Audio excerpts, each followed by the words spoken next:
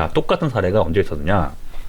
2014년도 아마 8월달 2분기 실적 발표 때로 기억을 하는데 네. 그때는 분위기가 해양 플랜트가 어쨌든 간에 조선업에 굉장히 큰 비중을 차지하던 시절이었었죠. 네. 그리고 2013년도구나. 2013년도. 네. 2013년도. 14년도는 빅베스가 되고 2013년도. 그때 이제 어떤 일이 있었냐면은 한창 해양 플랜트 수주와 잔고가 막 증가가 되고 있다라고 우리가 알고 있던 시절이에요. 네. 근데 해양에 어떤 대표성이 있다라는 회사가 삼성중공업인데 삼성중공업의 2분기 실적이 8월에 나왔던 게 2분기 맞죠? 2분기 실적 발표를 하는데 매출액이 전년 대비 약 10%가 줄어드는 겁니다. 이거 이상하잖아요. 네. 이제 막 일감이 막 들어와서 이제 건조를 해야 되는데 네. 매출액이 줄었어요. 네. 이상하잖아요. 예. 그래서 저는 그때 한 1년 전부터 계속 해양 플랜트 건조 지원 된다라고 말을 했었기 때문에 예. 드디어 시작됐구나.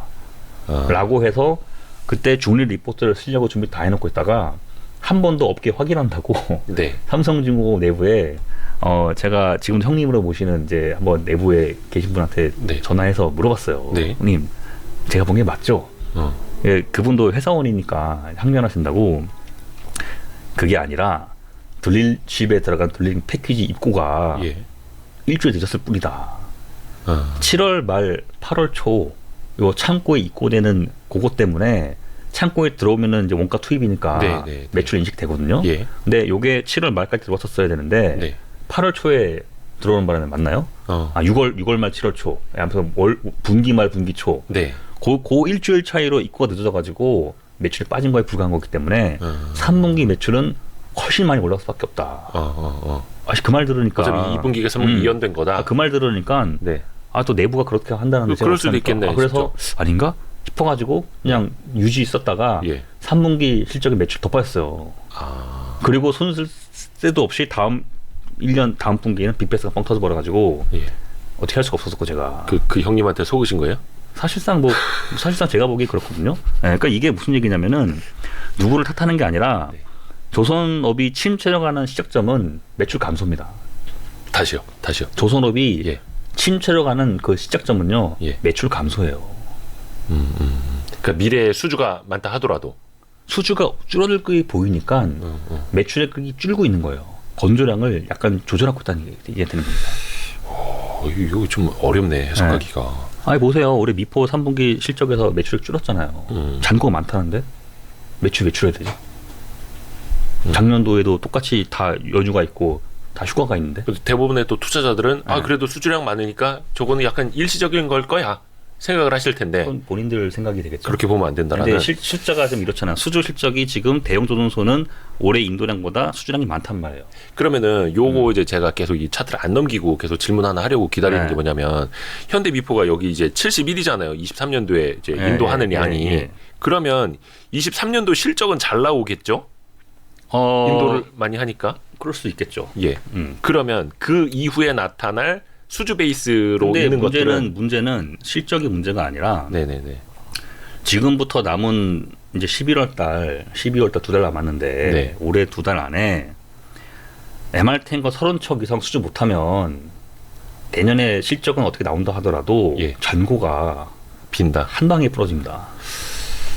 MR 탱커 한 30척 정도에 뭐가 좋아요?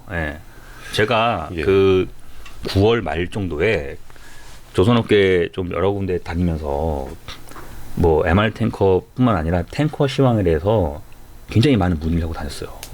제가 분석한 자료를 들고 다니면서 제가 보기엔 이렇게 되고 있는데 실제로 선사들의 움직임이 어떠한가, 내가 맞게 보는 게 맞는지, 실제로 그분들은 어떻게 움직이고 있는지 굉장히 오랜 기간의 시간을 동안 토론과 토의를 하면서 거의 밤을 샜었거든요. 며칠 정도를. 근데 이제 나온 결론이 뭐냐면은 몇몇 선사들이 인콰이리를 지금 준비를 하고 있는데 왜 하고 있냐면 MR 탱커 운임이 더 오를 것으로 기대를 하는 투기 세력이 좀 있다.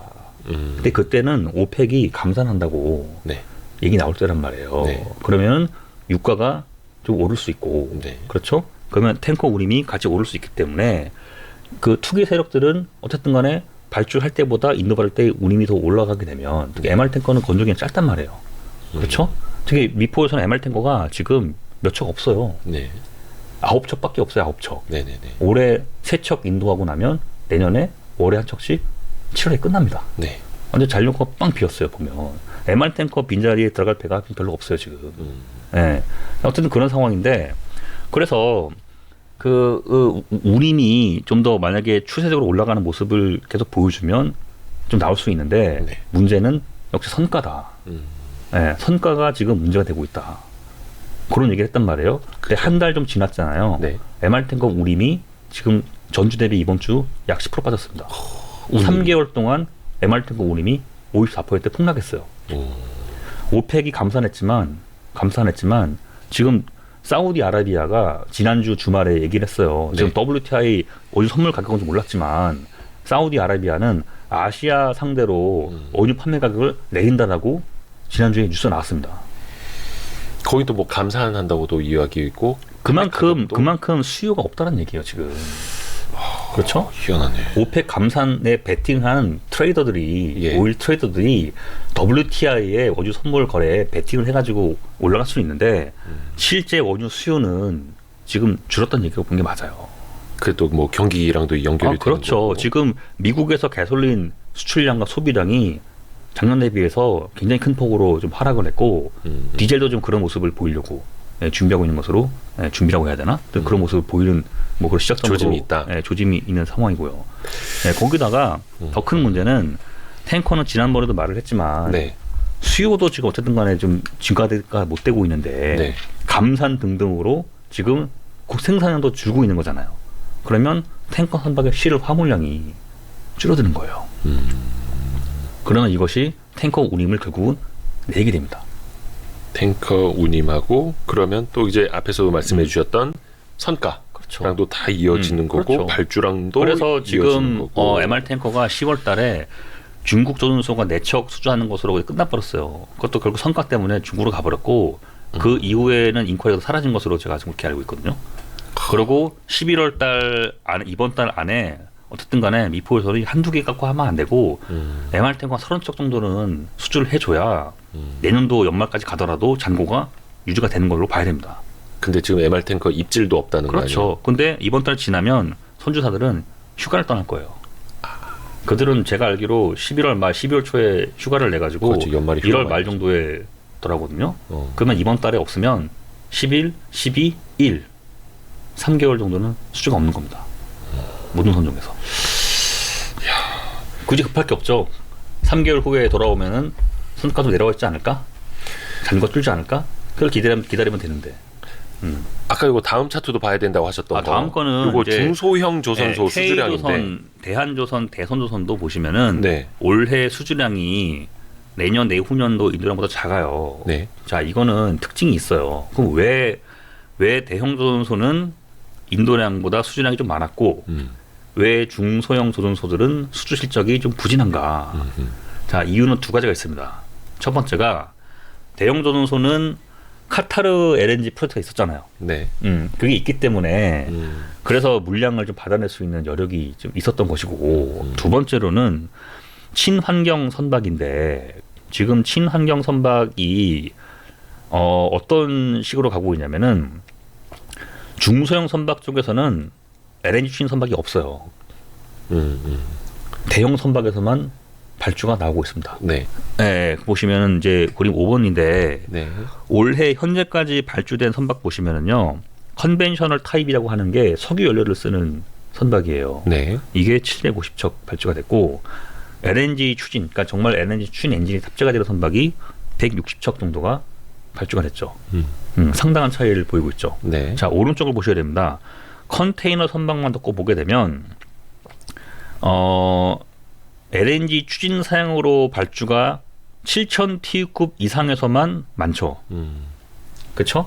네. 3,000 TU급은 이제 중형 소형 선박들이라고 해가지고 네. 현대 미포나 뭐 K조선이나 뭐 이런 쪽에서 많이 하거든요. 근데 이쪽 보시면은 LNG 추진이 뭐 있긴 있는데 네. 없죠. 오른쪽 가면 7,000 TU급, 10,000 TU급 이상 가면은 네. LNG 추진 선박이 컨벤셔널 석유를 쓰는 타입보다 좀 많죠. 네. 자, 그림 7번 보시면은 PC 탱커 종류 3가지가 있죠. MR 탱커, LR2 탱커, LR1 탱커는 사라졌어요, 이제. 발주가 아예 안 나와요, 이제. 예. 그리고 케미컬 탱커는 4만 톤급 이하.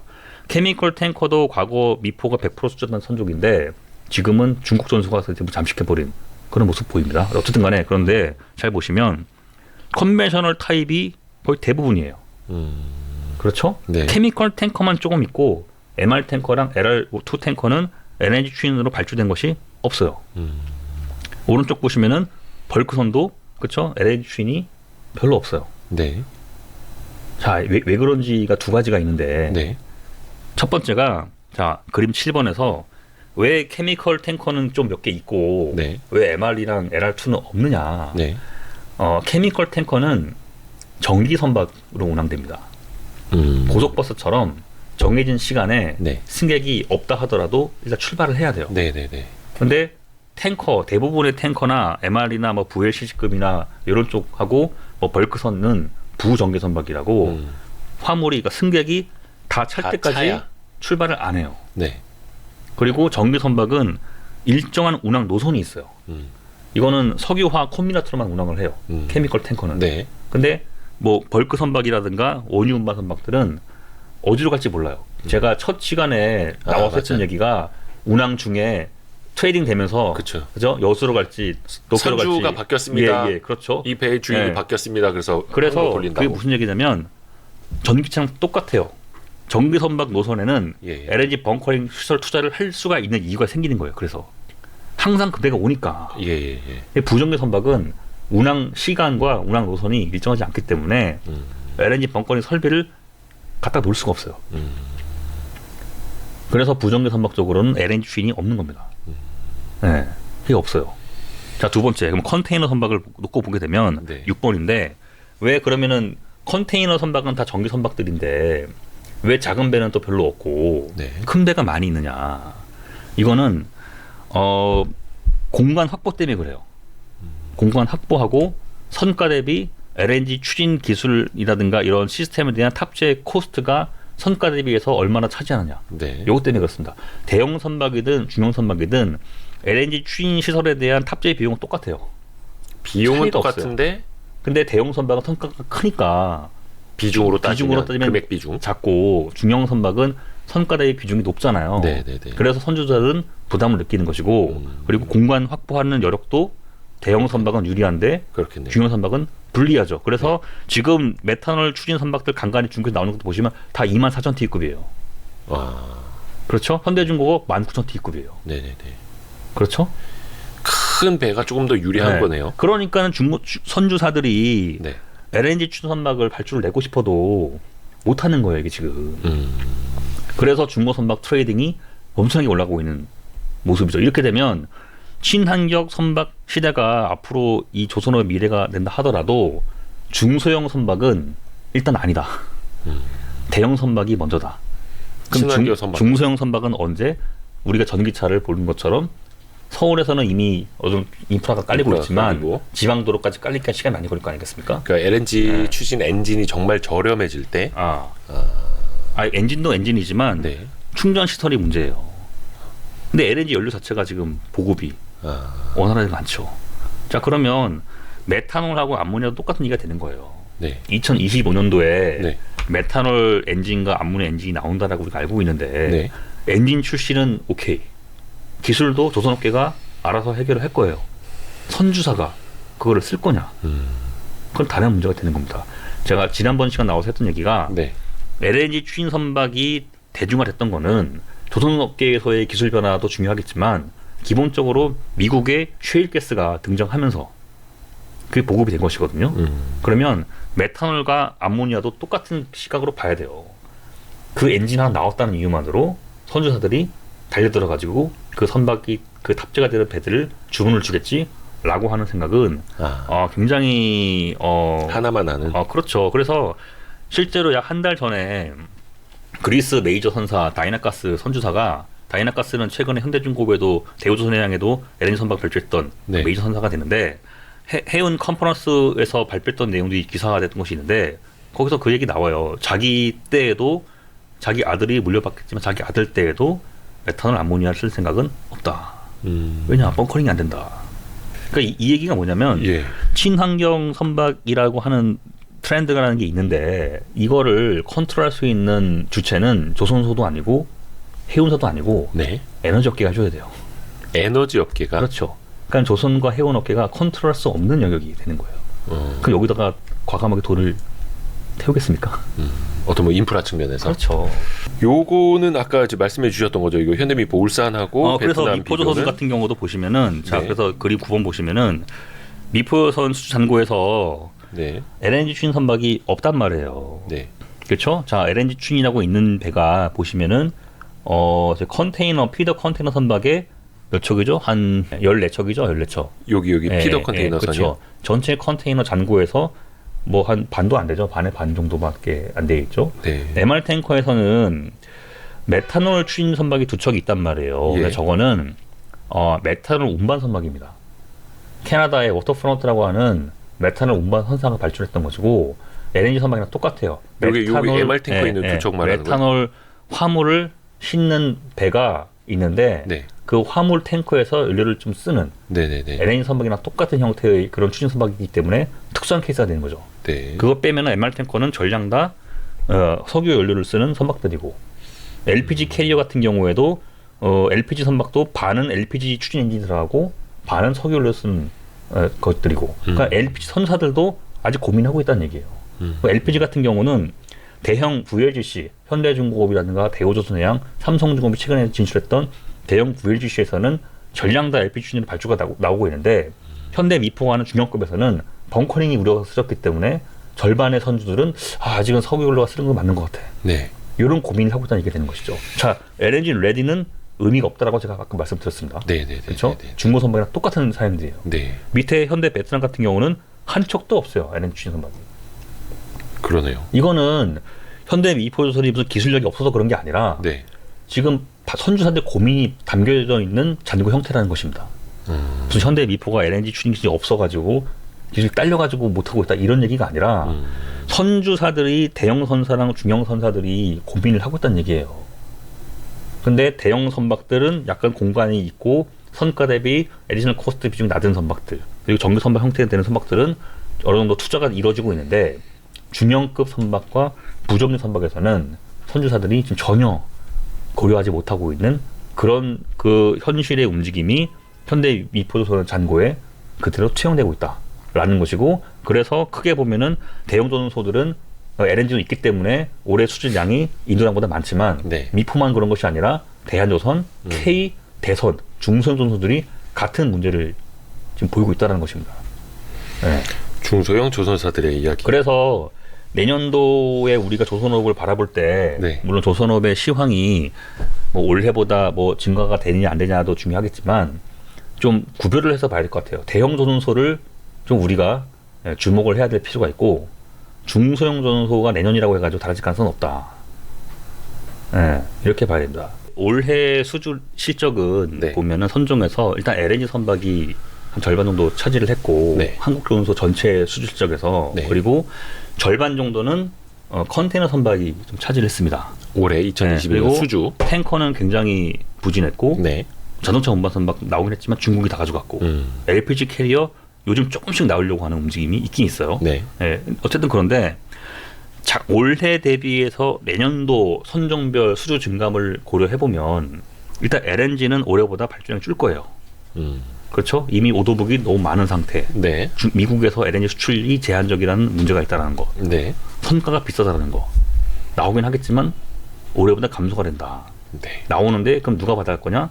도크 슬러스 여유가 있는 아마 대우조선해양 그리고 중국 조선소들이 좀 유리할 것이다 라고 지난번에 한번 얘기를 했었고 네, 네. 컨테이너는 이미 머스클라인이 내년에 안 좋다라고 얘기를 했잖아요. 네. 그리고 컨테이너 우림이 지금 급락을 하고 있죠. 컨테이너 우림이 급락하고 있는 이유는 두 가지입니다. 첫 번째, 머스클라인에서 강조를 했듯이 내년에 글로벌 물동량이 없다라는 것도 첫 번째가 이유가 되는 것이고 뭐 경기 침체가 이런 상황에서 지난 2년간 컨테이너 발주가 굉장히 많았단 말이에요. 네네네. 한국이랑 중국이 반씩 가져갔어요. 예. 그래서 올해 컨테이너 신조 선박 인도량이 100만 TU가 됩니다. 100만 TU의 물량의 컨테이너 선박이 인도가 돼요. 네. 내년에는 얼마가 인도가 되냐? 240만 TU. 2.4배. 내후년도에는 280만 TU. 지금 글로벌 컨테이너 선박량이 얼마냐면은 25,550 TU가 되거든요. 네. 근데 2023, 24년도 두 개 넘어 합쳐버리면 550만 TU예요. 선박량 대비 20%가 인도가 되는 겁니다.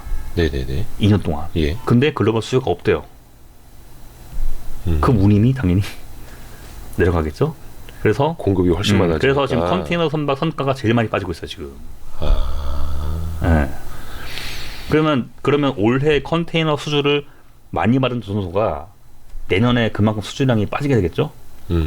올해 누가 많이 받았냐면은 현대중공업, 현대삼호중공업, 현대미포선. 컨테이너 선. 네, 현대미포선 올해 수주 실적이 울산에서 절반이 피더 컨테이너 선박이 됐거든요.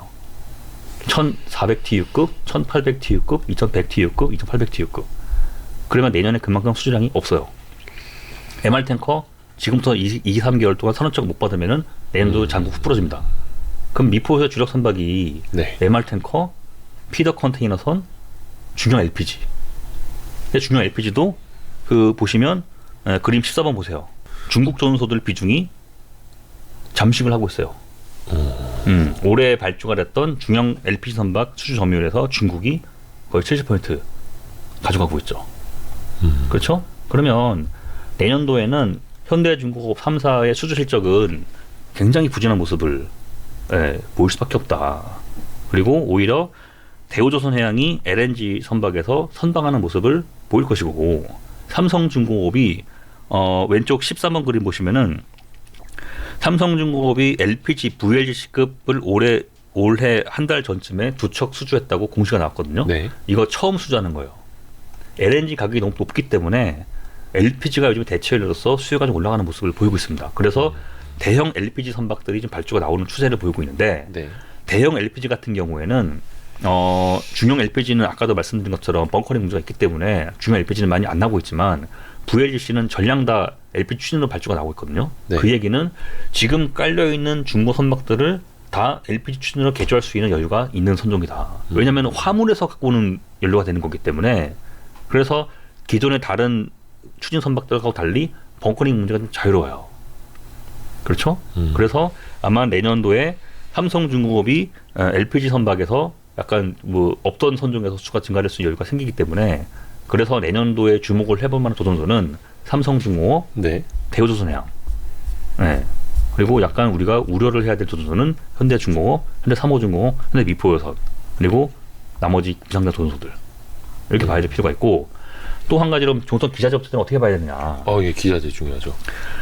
동성화인텍, 한국카본, HSD 엔진, 에스텍중공업은 매출 실적에서 약 20%, 30%가량이 중국 조선소에서 나오고 있습니다. 그러면 그 얘기는 중국 조선소가 오히려 잘 되면 네. 국내 조선소들은 약간 불리해질 수 있겠지만 기자재 업체 입장에서는 매출액이 성장할 수 있는 여유가 생기는 거예요. 그렇죠? 매출 추가 하나 더 생기는 거니까. 그렇죠. 네. 그래서 오히려 중국 조선소가 작년, 올해, 내년도의 수주 실적을 더 늘리는 모습을 보인다라고 우리가 생각을 해보면 오히려 조선소보다는 기자재 기업들을 주목을 하는 것이 여러 가지 측면에서 도움되지 않을까.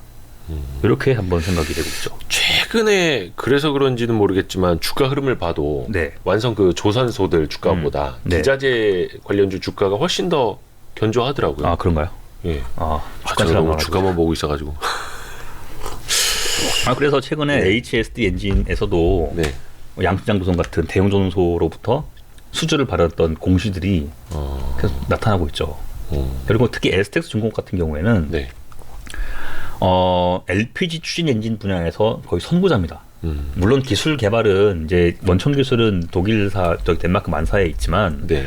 그 제작을 한 거는 에스텍스 중공업이 최초가 되거든요. 네. 그리고 BWLPG라고 이 분야 메이저 선사가 갖고 있었던 14척의 LPG 중무 선박들에 대한 개조를, 기존에 벙커오일을 쓰던 엔진을 LPG 추진 엔진으로 개조했던 그 작업을 에스텍스 중공업이 참여해가지고 그 최초로 다 수행했던 전력을 가지고 있고, 대우조선해양이 지금 10척의 VLGC, LPG 추진 VLGC를 갖고 있는 그 잔고에도 전량 다 에스텍스 중공업이 공급을 했고, 네, 그래서 아마 한국 조선소가 됐든 중국 조선소가 됐든 LPG 추진 선박에 대한 수요가 증가가 되면 될수록 아마 엘스텍 중공업이 좀 특화된 그런 모습을 보일 가능성이 높지 않을까라고 생각이 되고 있고, 그리고 친환경 선박에서는 대형 선박이 유리하다고 말씀드렸잖아요. 네.